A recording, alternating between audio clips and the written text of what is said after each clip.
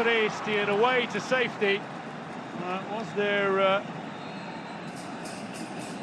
Nesri flirting with that offside line, but Salahuddin looking for the dangerous striker, now Turkish-based. It's difficult to see from that angle if it was an offside or not. He's certainly right on the line. The assistant referee has been accurate throughout this tournament, though. Calls it as a corner. Final minutes here. Opportunity to feed, back post, steered away by Diouf. Kept alive though. Tarkhalin. Hakimi. Salahuddin wanted it. El Yamik finds El Ainoui. Now Brahim Diaz turns on a moment of magic, but that's a little too heavy. 3 minutes of added time remain. I wonder what Diaz is complaining for. I think he's feeling there was a touch that saw it fly over.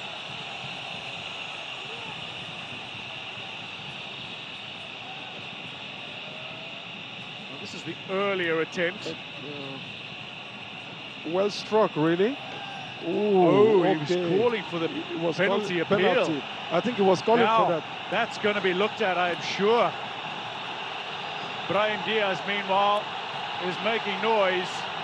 The referee has not allowed play to get back underway, so I think it is being checked. Okay, that's what Diaz was angry about, because I didn't see anything wrong with that. I think you're right. I was trying to figure out what he was upset about. Yeah. But that replay... Now, this could be a turning point in this game, Dwayne. Very much so. Now, look at the incident again. Oh, Diouf, arm around the neck, and the referee will go have a look. We are going to see a penalty check. We are 90 seconds away from full time. Brahim Diaz has been tugged off the ball, but does the referee believe that this was a foul? I am finding it very difficult to argue against that being considered anything but. Me neither, because it looks like there's a tug just behind the neck, over the shoulder.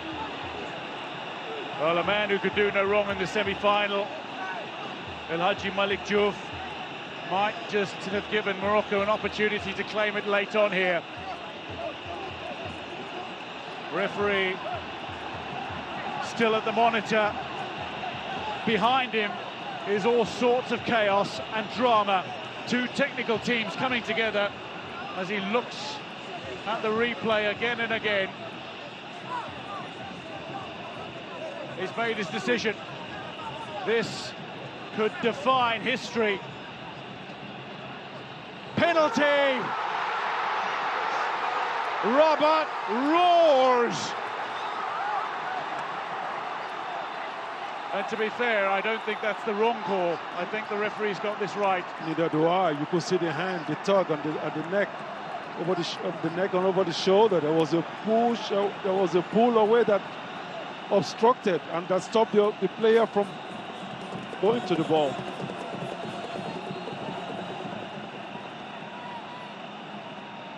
Senegal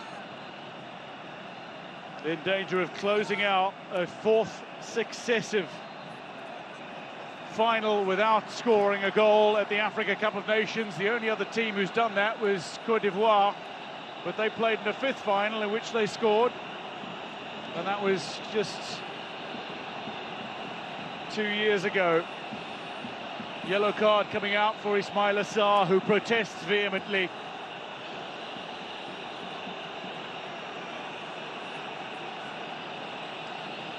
But imagine the pressure now on the penalty taker. Tell me about it.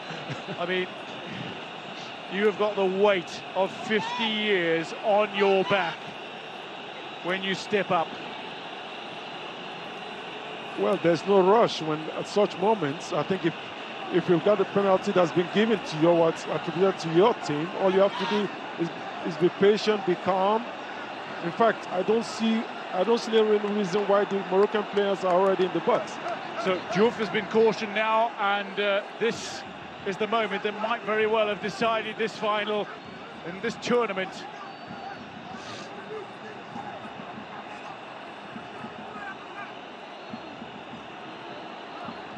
There are multiple discussions between players who know one another rather well. There are scuffles in the crowd, and security is needing to deal with an issue on the opposite end of the park. In the meantime, Bonu has had to come out of his goal with a little chaos behind him, but the players discussing a moment that might prove pivotal.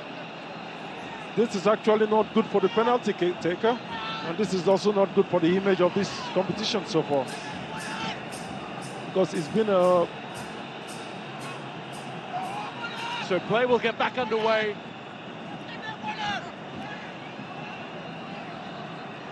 From a penalty to Morocco, Edouard Mendy is still shaking his head. A man who's playing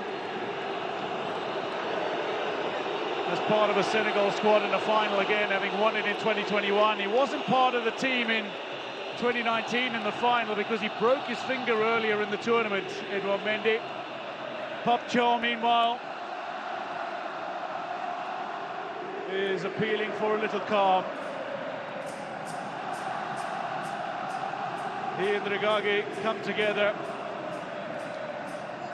There are some heated discussions, shall we say. These are two coaches who have led their respective teams to remarkable success.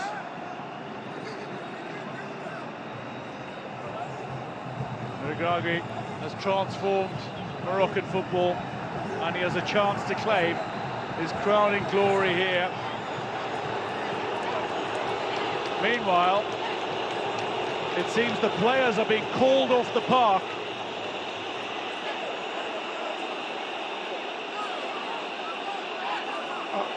I think they should be very careful here, because in such situations you could get sanctions that you might live to regret. These are moments where one has to be calm, and as players or as managers, you should not provoke or create or make the situation even worse. There is an incident in the periphery. It is seemingly seen as a security concern, and the players are being asked to leave the pitch.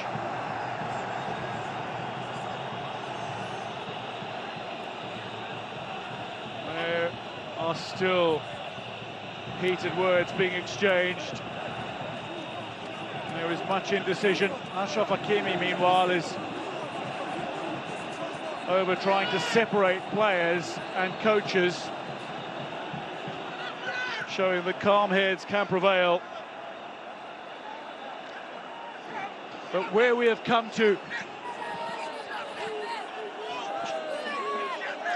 well, the Moroccan fans can't wait for this moment, but it might be a while yet before it happens. The players are not on the park at the moment, bar a few in and around the penalty area from Morocco.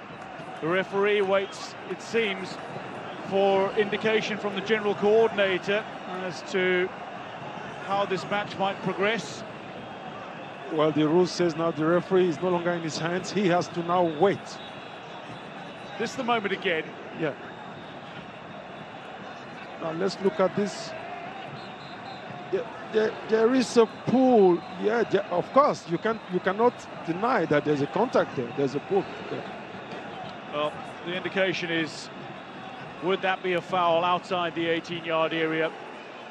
I would suggest a good 99 out of 100 times it's going to be called a foul, and if it's a foul in the penalty area, it is a penalty. That is what the referee has decided, a penalty with only a handful of seconds remaining in added time. There are about 90 seconds remaining in added time, to be fair. So it's not quite the last kick of the game, but it does provide Morocco with an opportunity to finish it up from the penalty mark, potentially. Now, earlier, Senegal had the ball in the back of the net, and it was disallowed because of the contact that Seck made on Hakimi. Yes. And you can see the outstretched arm that got Hakimi off the way. And in this other action here too, you can also see the outstretched arm of the Senegalese player also pulling the Moroccan player down. So now the question is it decisive enough to have stopped, to have impeded the progression of the player? That is for the referee to decide, and that's why he went to the VAR to check that out. Well, the respective coaches are on the field of play for now. Regragui and Cho, they're making their way off. The referee is ushering them to the sideline, and they look to be an embrace between Hakimi and Cho. And now Hakimi is looking to keep Regragui away from Cho as they come towards the centre line. Again, Hakimi is looking to try to prove peacemaker, it seems. The managers have to stay calm. The managers have to keep the players calm. Well, from a Senegal perspective, the players might feel aggrieved in the sense that they had the ball in the back of the net, it was disallowed, and then they had the clearance. It's been overturned and called as a penalty. You can understand where frustration might build from, but I don't believe the decisions were incorrect. I believe they were spot on. Neither do I, and that's the advantage we have today of the VAR. It is not as if there was nothing, there was no contact at all. Now the players are again being called from the park. Senegal are marching off. They're going into the tunnel.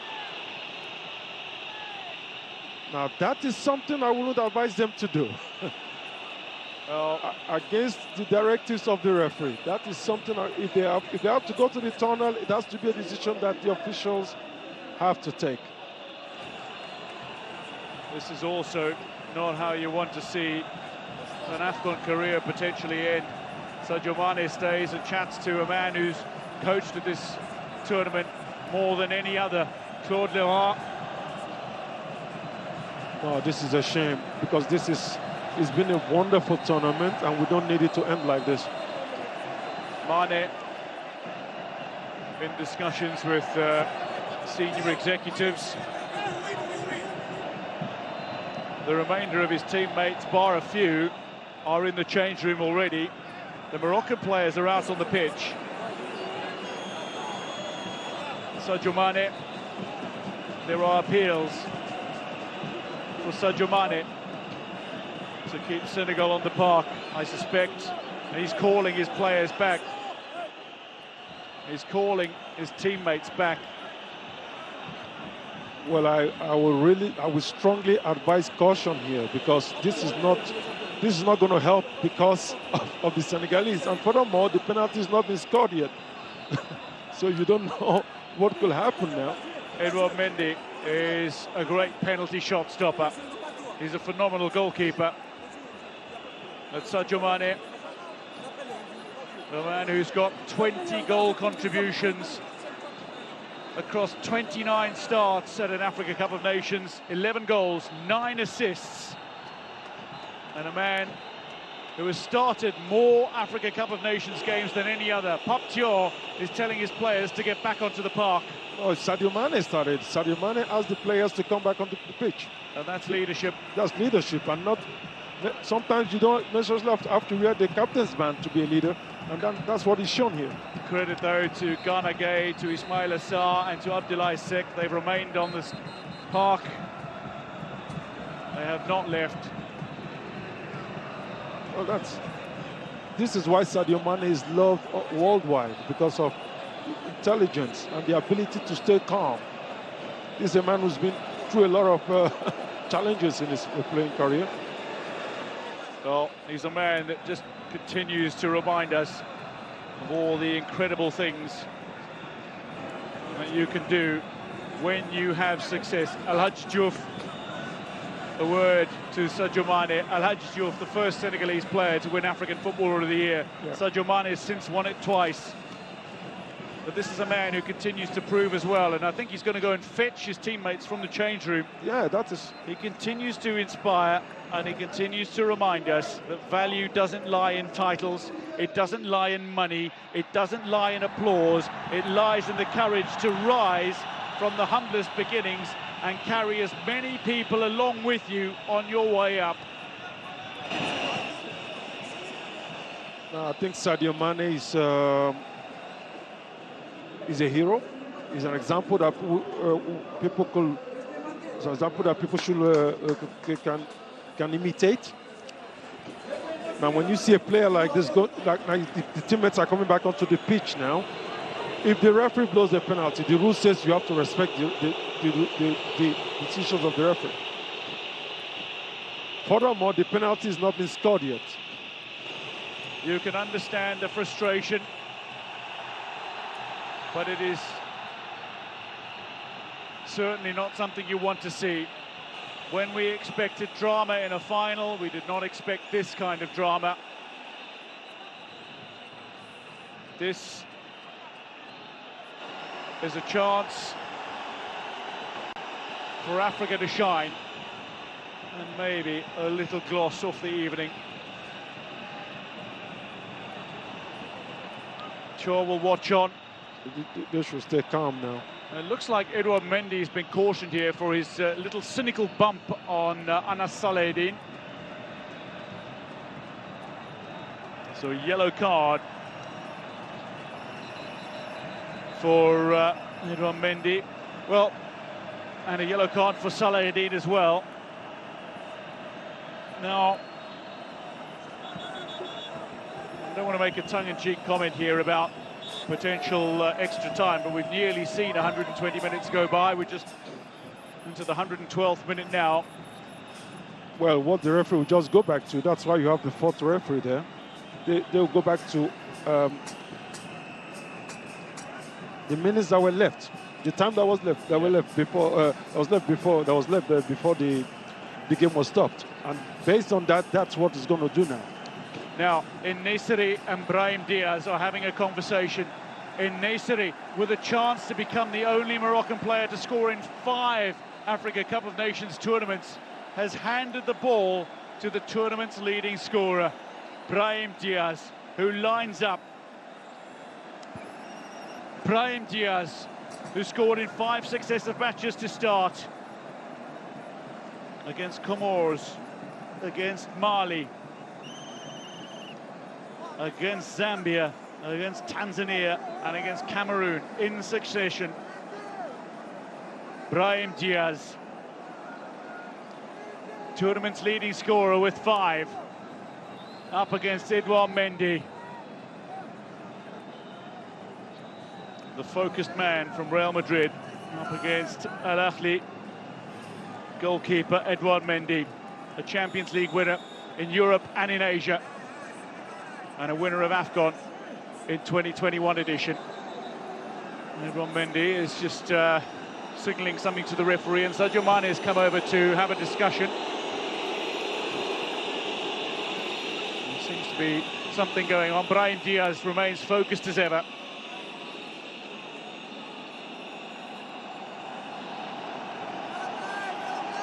Mendy backtracks. Brahim Diaz replaces the ball. And now, perhaps, the final to get underway again. Brahim Diaz to give Morocco the lead. Chips Panenka down the middle, and humiliatingly, Mendy saves it. Stays on his line, the opportunity gone, and maybe now we are going to go to extra time. Robert roars and erupts, but for a very different reason than the one they considered they might. Now this is how do you explain this? At such a moment, this is not a time to try to play Panenka. He looks crestfallen. Brahim Diaz, who's proven nothing but heroic throughout this tournament and throughout qualifying. Well, at the crisis, at the moment of crisis, at the dawning hour, Brahim Diaz